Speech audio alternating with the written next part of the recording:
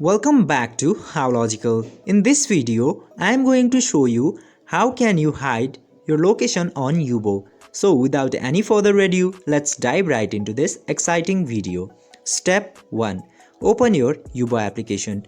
Firstly, you have to open your Yubo application, and after opening the application, go to your profile by clicking to this profile icon into the top right corner. Step 2. Go to your settings.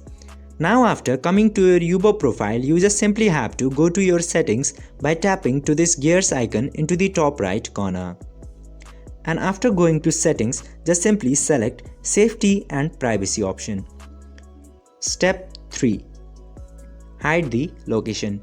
Now after going to the safety and privacy settings, just simply tap on this location setting here, and after coming to location city, you can see this use my location option.